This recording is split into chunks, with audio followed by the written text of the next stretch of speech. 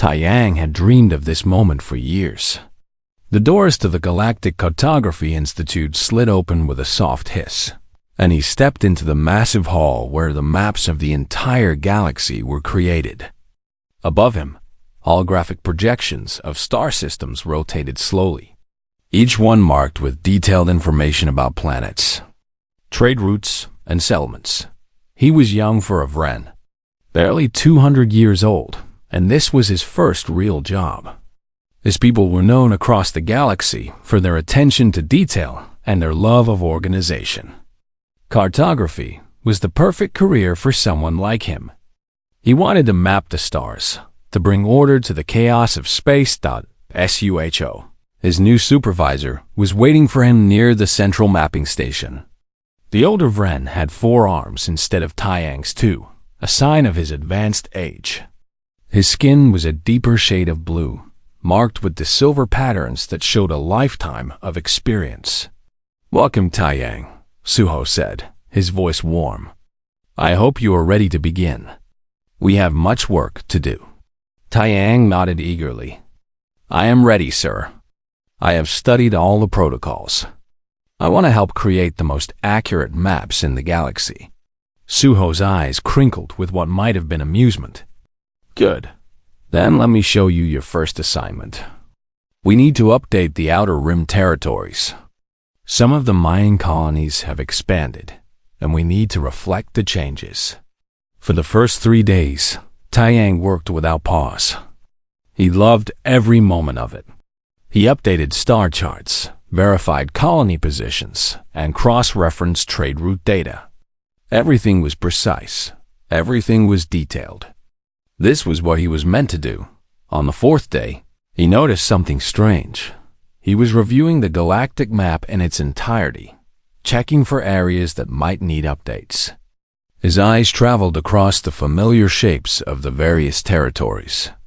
The Vren Collective spread across 12 sectors, each one mapped down to the smallest moon. The Karathi Empire covered 8 sectors, every system labeled with population counts and resource data. Even the new species, the ones who had just joined the galactic community 20 years ago, had detailed internal maps. Then his eyes reached human space. It was just blank, a solid block of color on the map. Labeled simply, Human Territory, Survey Complete. No internal details. No colony markers. No trade routes. Nothing. Taiyang frowned. That could not be right. Humans had been part of the galactic community for 400 years. Surely their space should be mapped by now. He pulled up the human sector files, expecting to find the detailed data waiting to be added to the main map. But there was nothing. Just the border coordinates and the same notation. Survey complete. "Excuse me," Taiyang said, approaching Suho's desk. "I think there might be an error in the system. The human territories have no internal mapping data." Suho looked up from his work. For a moment, something flickered across his face. Was it concern? Fear? It passed so quickly that Taiyang thought he might have imagined it. "That is not an error," Suho said calmly. "We do not map human space. But why not?" Taiyang asked. "Every other species has detailed maps. We need to show their colonies, their stations, their—" "We do not map human space," Suho repeated, more firmly this time. "We never have. It is not our concern." Taiyang wanted to ask more questions, but something in Suho's tone made him stop. His supervisor had never spoken to him that way before. He returned to his desk, confused and curious. That night, he could not sleep. The question bothered him. Why would an entire civilization's territory be left blank? It made no sense. Mapping was about knowledge, about understanding. How could the greatest cartographic institution in the galaxy just ignore an entire species? The next day, he decided to research the history. Surely, there was an explanation somewhere in the archives, but he found very little.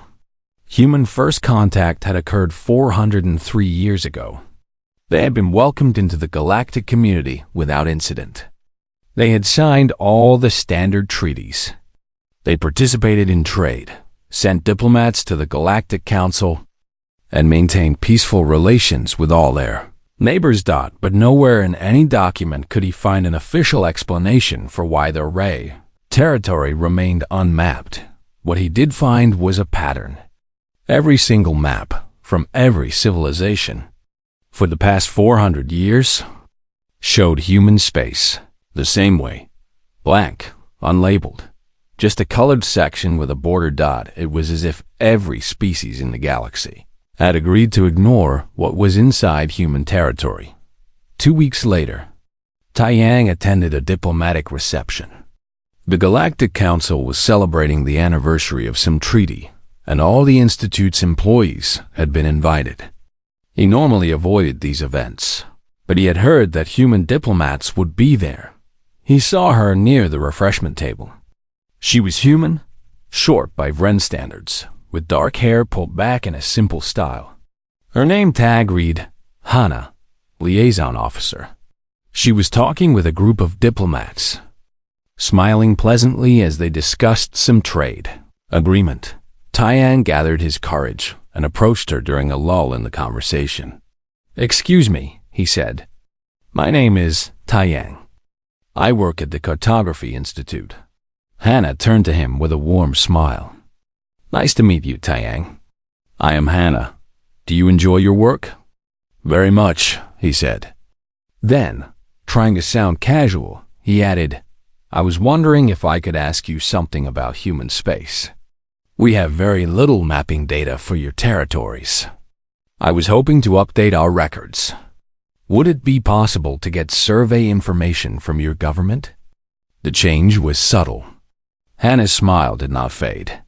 Her posture did not shift. But something in her eyes became very still, very focused. She looked at him for a long moment, and Taiyang suddenly felt like a small creature being examined by something much larger. "Oh, we prefer our privacy," Hana said, her voice still pleasant and friendly. "I am sure you understand." "Yes, but for the maps," Taiyang began. "We prefer our privacy," Hana repeated, and this time there was something beneath the words. Not a threat exactly, but a firmness that made it clear the conversation was over. She smoothly changed the subject, asking him about his homeworld, and Taiyang found himself answering automatically. But he could not shake the feeling that he had just touched something dangerous. That night, as he lay in his quarters, Taiyang stared at the ceiling. He had asked a simple question about maps and had been met with a response that made his instincts scream warnings he did not fully understand. What were the humans hiding in their territory? And why did every civilization in the galaxy seem content to let them hide it? He knew he should let it go. Suo had told him not to worry about it. Hana had politely shut down his inquiry.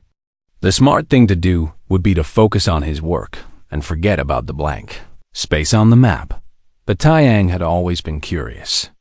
It was what made him a good cartographer. And now that curiosity had found a mystery that no one seemed willing to explain, he decided he would find the answer, no matter what it took. For 3 weeks, Taiyang spent every free moment searching through the archives. He told himself it was just curiosity, just a puzzle to solve. But deep down, he knew it had become something more. An obsession. The galactic archives were vast, containing records from hundreds of civilizations spanning thousands of years. Taiyang had access to most of it through his position at the Institute. He started with the obvious searches. Human territory, human space, human surveys. Every search came back with the same basic information. Humans had joined the galactic community 403 years ago. They controlled 17 star systems. They had a modest population compared to other species. They traded regularly, mostly in art and cultural goods. They were peaceful, friendly, and unremarkable, except for the one thing no one would talk about. Taiyang dug deeper. He found old news reports, diplomatic cables, and trade records. Everything painted the same picture of a quiet, isolated species that kept to themselves.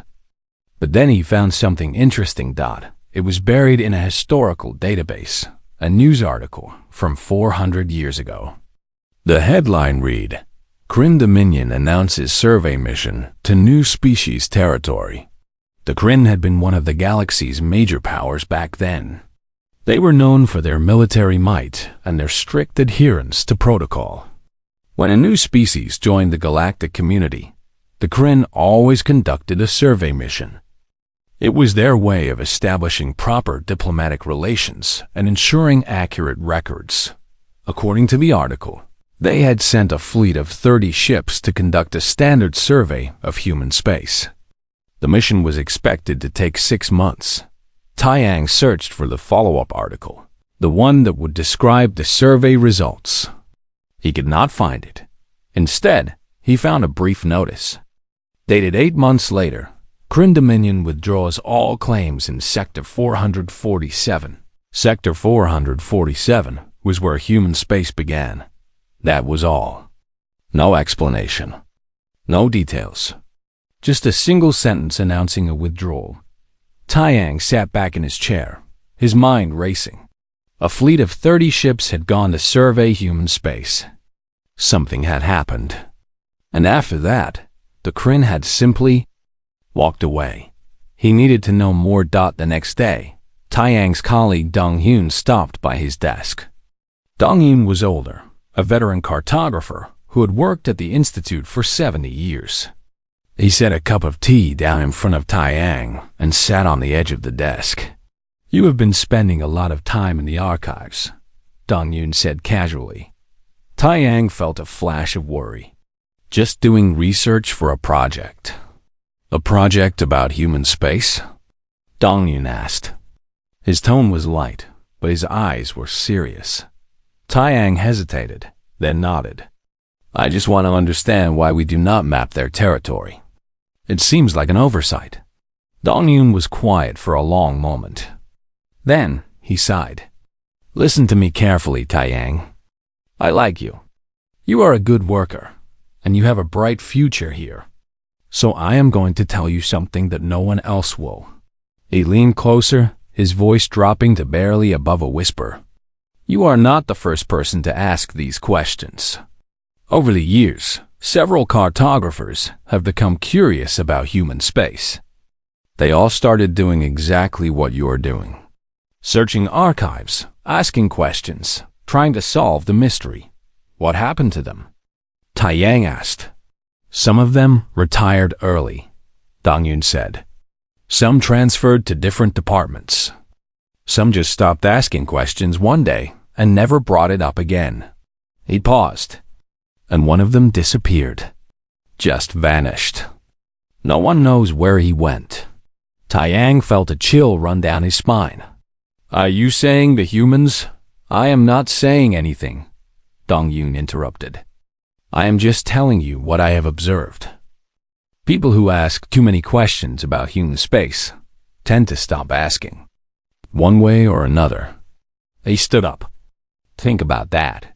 Think about whether solving this mystery is really worth it." After Dong-Hyun left, Taiyang tried to focus on his work. But his colleague's warning only made him more curious. What could possibly be in human space that would make people disappear? He decided to take a different approach. Instead of searching digital records, he would find someone who had been there. Someone who had witnessed whatever happened to the Kryn survey fleet. It took him another 2 weeks, but he finally found a lead. There was a Kryn officer named Ji-won living in the city. According to the records, she had served in the Kryn military 400 years ago. She had been part of the survey fleet. Taeyang sent her a message, asking if they could meet to discuss historical cartography. To his surprise, she agreed. They met at a quiet cafe near the river. Ji-won was old, even by Kryn standards. Her scales had faded to a pale gray, and she moved slowly. But her eyes were sharp and clear. "You want to know about the humans," she said, before Taiyang could even introduce himself properly. "How did you?" Because that is the only reason anyone ever wants to talk to an old soldier like me, Ji-won said. She ordered a drink and studied him. You work at the Cartography Institute. You noticed the blank space on the maps. And now you cannot let it go. Taeyang nodded slowly. What happened to your fleet? Ji-won was quiet for a long time. When she finally spoke, her voice was distant, as if she was seeing something far away. We followed protocol. We sent polite messages announcing our arrival. We explained that we just wanted to conduct a standard survey. We were not there to invade or threaten, just to map and record. And? Taeyang prompted. We received no response. We waited 3 days, as protocol required. Then we proceeded into their territory. We jumped to a system that their star charts labeled as Quarantine Zone 7. We assumed it was a plague world or a failed colony. We wanted to start with the empty systems and work our way to the populated ones. Ji-won took a long drink. The system was not empty. There were stations, habitats, signs of a large population. But still no response to our hails. Our commander decided to send a scout team to investigate. What did they find? Nothing. That is the problem. The scout ships flew toward the nearest station. They were halfway there when they just stopped. All systems were still functioning. The engines were active, but the ships would not move. They hung there in space, completely still. Taeyang leaned forward. What stopped them? We tried to contact the scout teams. They were all alive, all conscious, but they were screaming. Ji-won's voice shook slightly. They said something had come through the walls of their ships, something that had no physical form. It did not break in. It just passed through. Solid matter meant nothing to it. What was it? They said it touched their minds. Not telepathy. Something deeper. Each crew member said they suddenly understood. They understood what humanity was, what they had become. And they were given a single warning. What warning? Taeyang asked. Ji-won looked directly at him. Leave, now. Do not return. We choose peace. We choose isolation. Respect this choice. And the fleet left? Not fast enough, Ji-won said quietly. 29 ships did not make it out. They were not destroyed. They were taken apart, atom by atom. Perfectly separated. Then, as we watched, those atoms were rebuilt into geometric structures. Perfect shapes that still orbit that system. A monument. A warning. Taeyang felt his blood turn cold. How did you escape? Our ship was at the edge of the formation. We jumped away immediately. When we returned home and reported what we saw, the Dominion made an instant decision. We would never enter human space again. We would never speak of what we saw. And we would recommend that all other civilizations do the same. But why? Taeyang asked. Why does everyone just accept this? Because humanity asked nicely, Ji-won said. And because they showed us, just once, what would happen if we did not listen. She stood up slowly, preparing to leave. Take my advice, young one. Stop asking questions. The blank space on the map is there for a reason. Some mysteries are meant to stay mysteries. After she left, Taeyang sat alone in the cafe, his mind spinning. What were the humans? What had they become? And why did he suddenly feel like he was being watched? Taeyang could not stop thinking about what Ji-won had told him. Ships taken apart atom by atom. Minds touched by something that passed through solid walls. Humans who had become something more than they seemed. He knew he should stop. Every warning sign was there. Dong-eun had told him to let it go. Ji-won had told him to stop asking questions. Even his own instincts were screaming at him to walk away. But he had never been good at walking away from mysteries. That night, he made a decision. he would access the sealed report, the original file that the Kryn had submitted after the survey mission. It was classified at the highest level, but Taiyang had noticed something during his years of training. The Institute's archival systems were old, built hundreds of years ago. They had layers of security on the surface, but the deeper historical databases had not been updated in decades. If he was careful, if he knew where to look, he might be able to find a way in. Took him 3 days of careful work. He waited until late at night when most of the Institute was empty. He used his legitimate access to browse historical records, then slowly traced pathways through the system, looking for connections between databases that had been forgotten over time. On the third night, he found it. A link between the public historical archives and an older, deeper database. The security was there, but it was designed for old threats, old methods. Taiyang's modern training let him slip past it like water flowing around a stone. He found the file. Kryn Survey Mission, Human Territory, Final Report, sealed. His hand hesitated over the controls. Once he opened this file, there would be no going back. Someone might notice. Someone might know. He opened it. The report was long and detailed. It started with standard information, crew manifests, mission parameters, equipment lists. Then it got to the actual events. The fleet had jumped into the system-designated quarantine zone. 7. Initial scans showed a population of approximately 3 million humans living on various stations and habitats. The fleet had followed proper first contact protocols, broadcasting greetings in all known languages. No response. After 3 days, they had sent scout ships to investigate the nearest habitat. The scouts had made it halfway when they stopped moving. The report included the exact sensor readings. All systems were functional. Engines were active. But the ships refused to move forward, as if locked in place by an invisible force. Then came the communication logs from the scout teams. Taiyang read them with growing horror. The crews described something entering their ships. Not breaking in, just appearing inside. They could not see it with their eyes, but they could feel it. A presence that was vast and cold and utterly alien. One crew member wrote, "It is not in the ship. It is in my head. No, deeper than that. It is in the space between my thoughts. It is showing me things. I see Earth. I see humanity. I see what they were.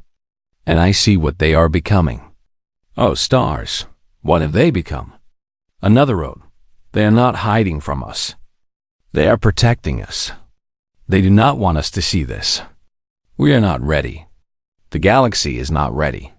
The final message from the scout teams was identical across all ships. "Leave. Now. Do not return. We choose peace. We choose isolation. Respect this choice." The report then described what happened to the 29 ships that tried to retrieve the scouts. Taiyang read the description 3 times, unable to believe what he was seeing. The ships had simply come apart. Not exploded. Not destroyed. Disassembled. Every bolt, every wire, every piece of equipment separated from every other piece. The crew were unharmed, transferred instantly to the one remaining ship. But their vessels were reduced to component atoms. Then, as the surviving ship watched, those atoms were rebuilt. Not into ships, into geometric structures. Perfect shapes, spheres, pyramids, cubes, each one made from the atoms of a destroyed vessel. They were placed in orbit around the system's star, evenly spaced, perfectly balanced. The report's final section was written by the fleet commander. His words were simple and direct. Whatever humanity has become, it is beyond our ability to understand or oppose. They have shown us mercy by allowing one ship to return. They have shown us their power by demonstrating what they could do to the rest of the fleet. I recommend immediate withdrawal from all human territories and a permanent policy of non-interference. We should be grateful that they want to be left alone. The alternative is unthinkable. Taiyang sat back, his heart pounding. He had found his answer. But now he understood why no one wanted to talk about it. Humans were not hiding weapons. They were not building an empire. They had evolved into something else.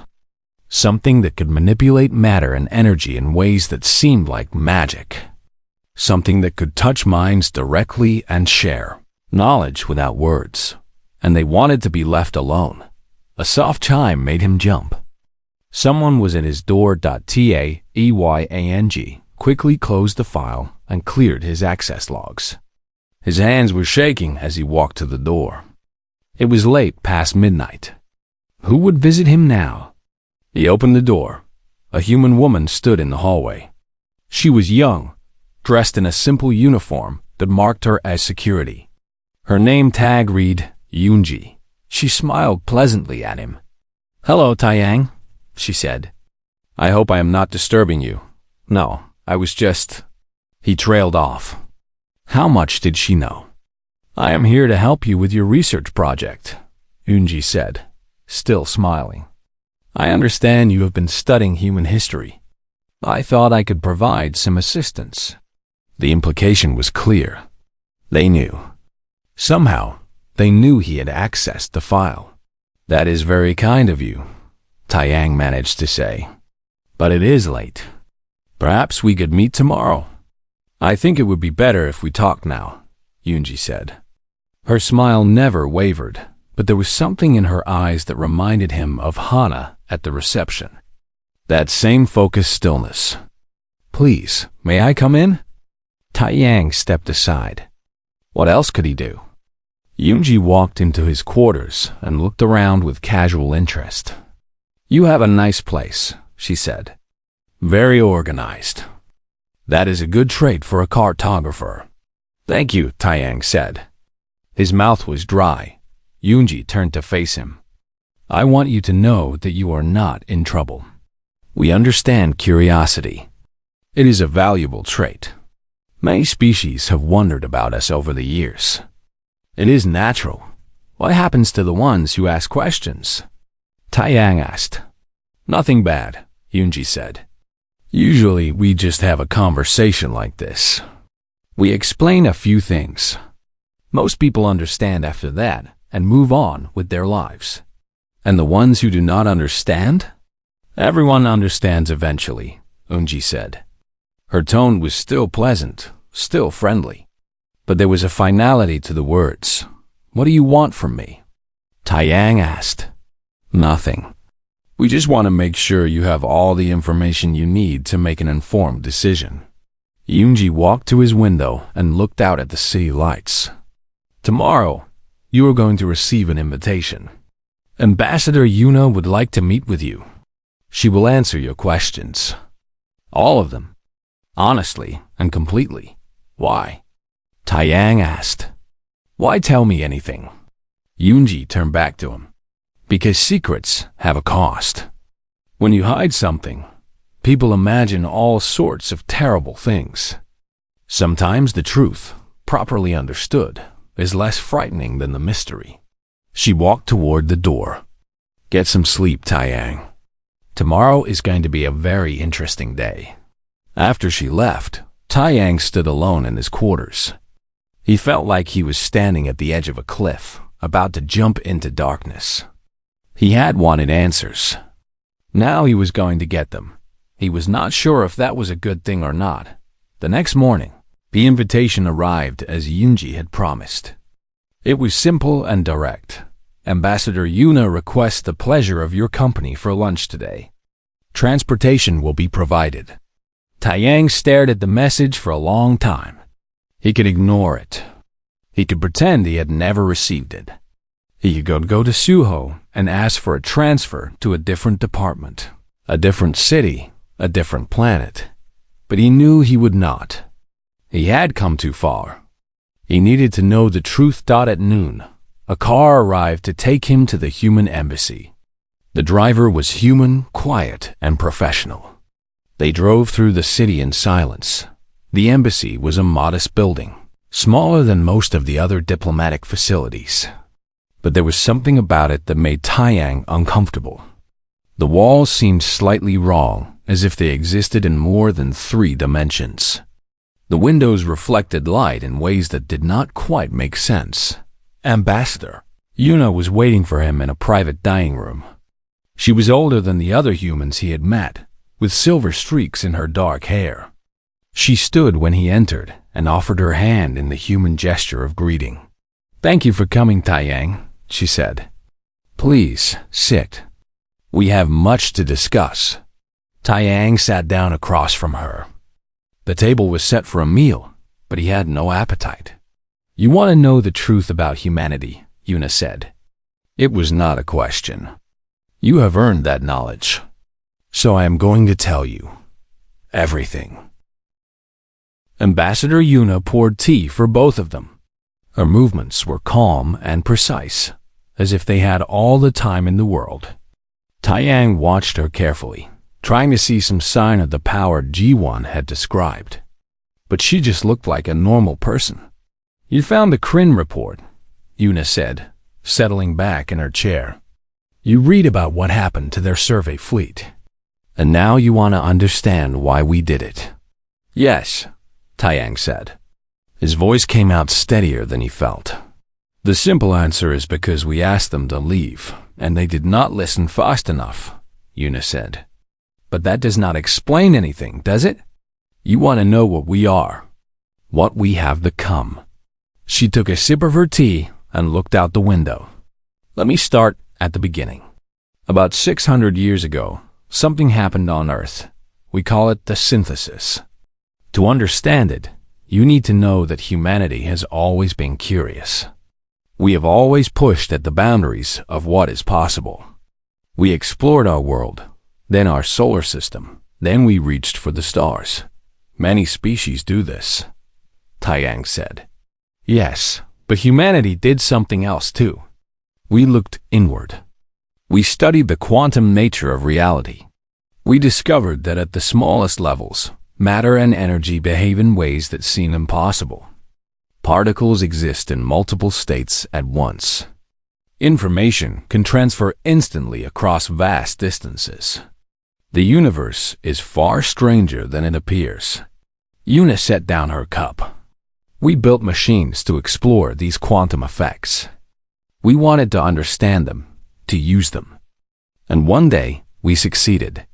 We created a device that could touch the quantum foam of reality itself. We thought we would find pure physics, mathematical relationships, and natural laws. What did you find?" Taiyang asked.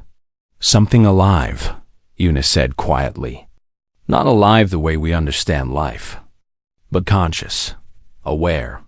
It had always been there, woven into the fabric of reality itself. When we touched it, it touched us back." Taiyang felt a chill run down his spine. "What happened?" "The synthesis. It merged with us. Not all at once. Not forcefully. It offered itself to humanity, and we chose to accept.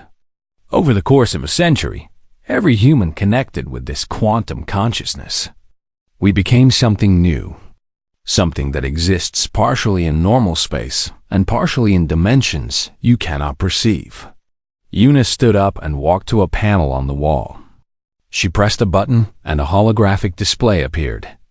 It showed footage from somewhere in human space. Taeyang watched in amazement. The images showed human cities, but they were unlike any city he had ever seen. Buildings that seemed to fold in on themselves. Roads that curved through impossible angles. People walking through walls as if they were made of mist. "This is New Haven," Yuna explained. "One of our larger settlements. What you are seeing is the 3-dimensional projection of a city that exists in 11 dimensions. The humans you see there are moving through spaces that your eyes cannot even process." The footage shifted to show a park where human children were playing.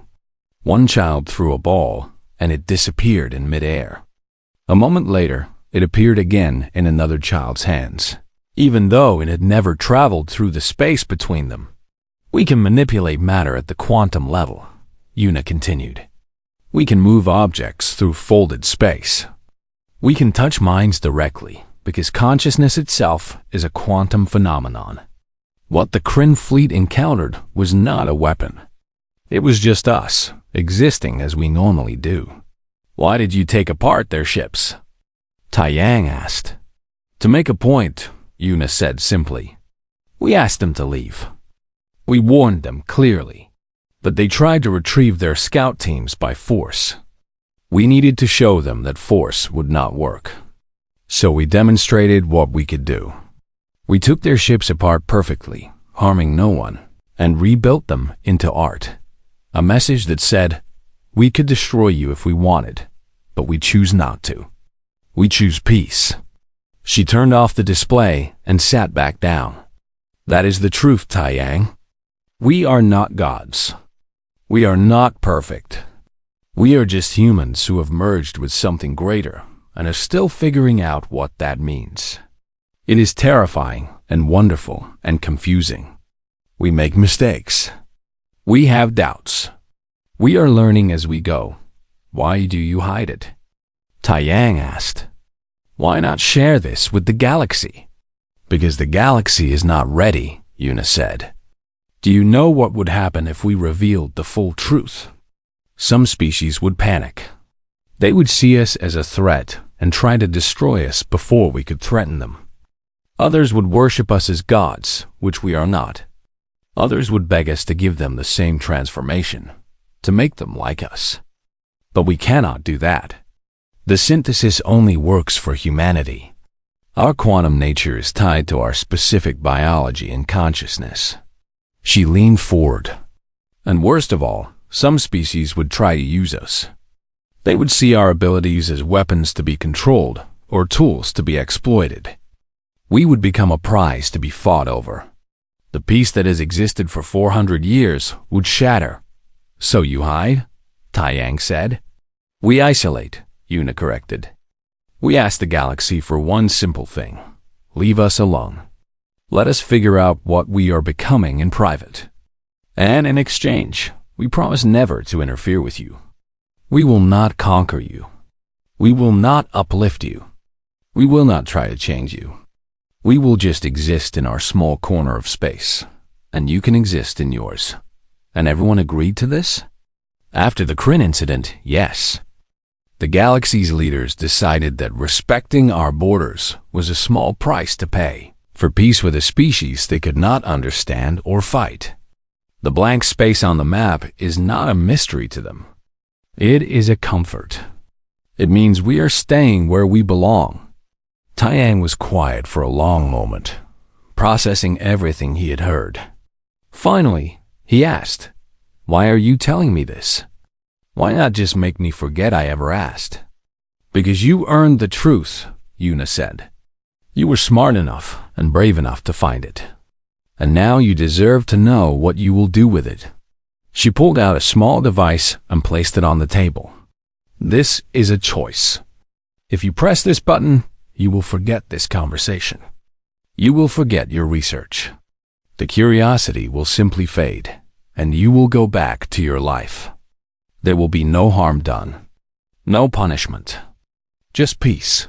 And if I do not press it? Taiyang asked. Then you live with the knowledge. You keep the secret. You understand why the map stops at human space and why it must stay that way.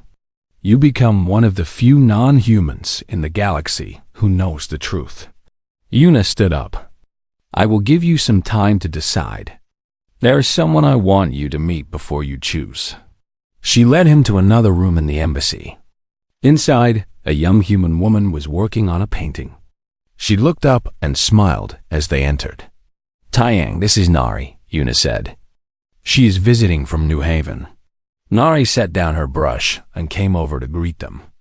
She seemed completely normal, a young artist working on her craft. But when Taiyang looked at her painting, he froze. It was beautiful, but wrong.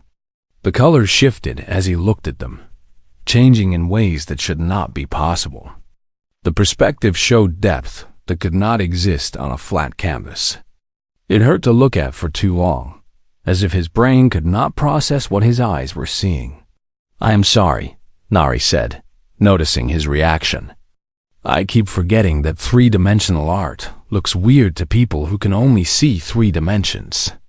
I am trying to paint in 11 dimensions, but I can only show 3 at a time on the canvas." 11 dimensions, Taiyang repeated faintly. "It is harder than it sounds," Nari said with a laugh. "But I am getting better. Last week, I managed to paint a flower that exists in 7 dimensions at once. My teacher said it was very good." She spoke about painting in 11 dimensions, the way someone might talk about learning to play an instrument. It was just a skill she was developing, something normal to her. Yuna put a hand on Taiyang's shoulder. "This is what we are becoming. Not warriors, not conquerors, just people exploring new ways of being. Nari here is studying art. Others are studying mathematics or music or philosophy in these higher dimensions. We are building a culture that the rest of the galaxy cannot even imagine. And you want to do this alone," Taiyang said. "We want to do this without pressure," Yuna corrected. "Without fear? Without the weight of the galaxy's expectations. Maybe someday, when we understand what we have become, we will open our doors. We will show the galaxy what is possible. But not yet. Not until we are ready." She guided him back to the dining room, where the device still sat on the table. "Now you understand. Now you can make your choice." Taiyang looked at the device. One button press, and he could forget all of this. He could go back to his simple life, mapping stars and organizing data. No burden, no secrets, but he would also lose the wonder of what he had learned. The knowledge that humanity had touched something incredible and was exploring it with the same curiosity and joy that Nari showed while painting in impossible dimensions. "I need to think about it," Taiyang said. "Of course," Yuna said. "Take the device with you. You have 3 days to decide. After that, the decision will be made for you." It was not a threat, just a statement of fact. The secret was too important to leave uncertain. Taeyang took the device and left the embassy. His mind was spinning with everything he had learned. Humans were not hiding weapons. They were not plotting conquest. They were just evolving into something beautiful and strange, and they wanted to do it in peace. The question was, could he live with knowing that? Could he keep the secret? He had 3 days to decide. Taiyang did not sleep for 2 nights. He kept the device on his desk, staring at it for hours, trying to decide what to do. Forgetting would be easy. He could press the button, and all the fear and uncertainty would vanish. He would go back to being a simple cartographer who never questioned why the maps had blank spaces. He would be safe, comfortable, ignorant. But could he really do that? Could he give up knowing the truth? On the morning of the 2nd day, Suho came to his quarters. His supervisor did not knock. He simply entered and sat down across from Taiyang. "You have been given the choice," Suho said. It was not a question. "How did you know?" Taiyang asked. "Because I was given the same choice 60 years ago," Suho said quietly. "I was young like you, curious like you. I found the Kryn report just like you did. And Ambassador Yuna's predecessor sat me down and told me everything." Taiyang stared at his supervisor. "You know, you have known all along?" "Yes, I chose to remember. One chose to carry the secret." Suho looked tired. "Do you want to know why?" "Please." "Because I realized something important," Suho said. "The galaxy is not ready for the truth about humanity. If everyone knew what they had become, if everyone understood the power they possess, it would create chaos, fear, maybe war. The peace we have enjoyed for 400 years exists because humanity is a mystery that no one wants to solve." He gestured at the device. "That button represents more than just your memory. It represents a choice between two kinds of wisdom. The wisdom of ignorance, where you live a peaceful life without burden. Or the wisdom of knowledge, where you understand the truth and choose to protect it. Why protect it? Taiyang asked. If humanity is peaceful, if they truly mean no harm, why not tell everyone? Because people are afraid of what they do not understand, Suho said. And they are even more afraid of what they cannot fight. Humanity has shown that they could take apart an entire fleet without breaking a sweat. They can touch minds directly. They exist in dimensions we cannot perceive. Even though they promise peace, how long before someone decides they are too dangerous to exist? How long before some military leader convinces their government to launch a preemptive strike? That would be madness, Taiyang said. Fear makes people mad, Suho replied. I have seen it in my long life.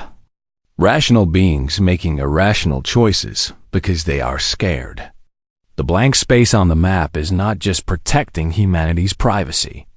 It is protecting the galaxy from itself. He stood to leave, then paused at the door. Whatever you choose, know that I will respect it. If you forget, you will be a good cartographer. If you remember, you will be a guardian of peace. Both are honorable paths. After Suho left, Taiyang sat alone with his thoughts. He understood now why the choice was being given to him. It was not just about him. It was about whether he was willing to take on the responsibility of knowing a dangerous truth. On the third morning, there was a knock at his door. Taiyang opened it to find someone he had never seen before. The man was human, but there was something different about him. Something that made Taiyang's eyes hurt to look at him directly. It was as if the human existed slightly out of phase with normal reality. When he moved, he left faint afterimages in the air. Hello, Taiyang, the man said. His voice sounded like it was coming from very far away. My name is Junho. I am here to help you with your decision. Are you from the embassy? Taiyang asked. No, I am from New Haven. Junho stepped inside without waiting for an invitation. I am what you might call a guide. I help people who have learned about us make their choice. Are you going to try to convince me to forget? No. I am here to show you what remembering means. Junho sat down and looked at Taiyang with eyes that seemed to see through him. Ambassador Yuna told you the facts. What we are. What we can do. But she did not tell you the whole truth about why we isolate ourselves. What is the whole truth? Taiyang asked. Junho was quiet for a moment. When he spoke again, his voice was sad. We are lonely. We are evolving into something that no one else can understand or share. Every day, we drift further from the rest of the galaxy. Our children play with toys that exist in multiple dimensions. Our artists create beauty that no one else can see. Our scientists discover truths that cannot be explained in three-dimensional mathematics. He gestured around the room. This reality, the one you live in, feels like a small box to us now. We remember when we lived here too. We remember being human in the old sense. And we miss it. But we cannot go back. The synthesis changed us forever. Then why did you accept it? Taiyang asked. Because we had no choice, Junho said. Once we touched the quantum consciousness, it was already too late. It offered itself to us. And our nature as humans meant we had to accept. We are curious. We explore. We reach for the unknown. It is what makes us human. The synthesis was just the ultimate exploration. He leaned forward. We isolate ourselves not because we think we are better than the rest of the galaxy. We do it because we are afraid of becoming monsters. We have power that could reshape reality. We could conquer the galaxy without firing a shot. We could remake every species in our image. We could become gods. But you do not want to, Taiyang said. No, we want to stay human. We want to keep our compassion, our empathy, our love for simple things. The isolation helps us remember who we were. It gives us space to figure out how to be what we are becoming without losing what we were. Junho stood up. That is what you will be protecting if you choose to remember. Not just a secret, but humanity's chance to evolve without the pressure of the galaxy watching, without the temptation to use our power, without the burden of expectations. And if I forget, then you will be happy. And there is no shame in that. Most beings in the galaxy live happy lives without knowing what we are. Your life will be good, meaningful, full of purpose. But I will not know the truth, Taiyang said. Truth is not always a gift, Junho said gently. Sometimes it is a burden. Only you can decide if you want to carry it. He walked to the door, then looked back. You have until sunset. After that, the device will activate automatically. If you have not made a choice by then, the choice will be made for you. You will forget. After Junho left, Taiyang spent the day walking through the city. He looked at the people around him, living their lives, going about their business. They were happy in their ignorance. They did not know about the humans who painted in 11 dimensions or the quantum consciousness woven into reality itself. Was their happiness less real because it was built on not knowing? As the sun began to set, Taiyang returned to his quarters. The device sat on his desk, waiting. He picked it up and looked at the button. One press. That was all it would take. He thought about everything he had learned. About Yuna and Nari and Junho. About a species trying to evolve while staying true to itself. About the loneliness of becoming something no one else could understand. He thought about Suho, who had carried this secret for 60 years. About the piece that had lasted 400 years, because everyone agreed to let a mystery remain mysterious. He made his decision. 6 months later, Taiyang sat at his desk at the Galactic Cartography Institute. A new employee, young and eager, approached him with a question. "Excuse me, sir," the young Ren said. "I noticed that the human territories have no internal mapping data. Should I flag this as an error?" Taiyang looked up from his work and smiled. "That is not an error. We do not map human space. We never have. But why not?" The young one asked. "Because some mysteries are better left as mysteries," Taiyang said.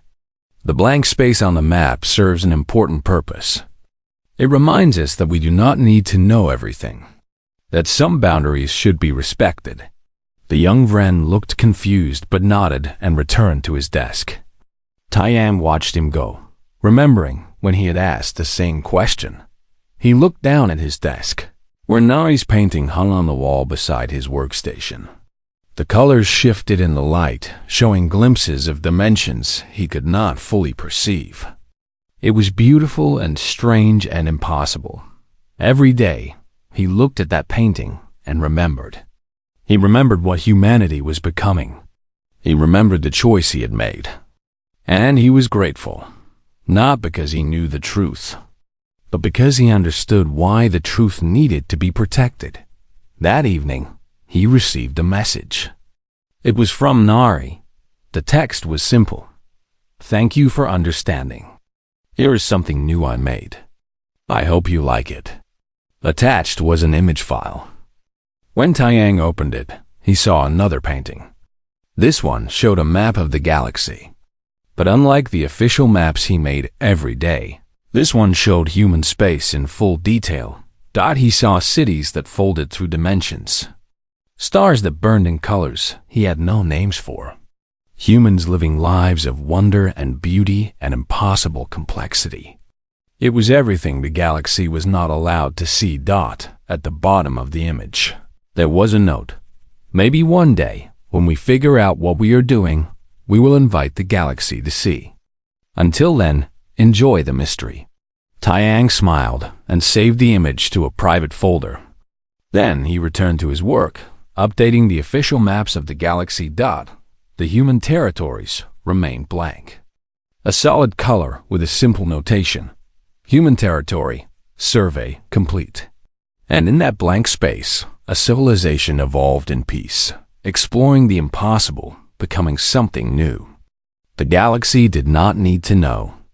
The galaxy was better off not knowing.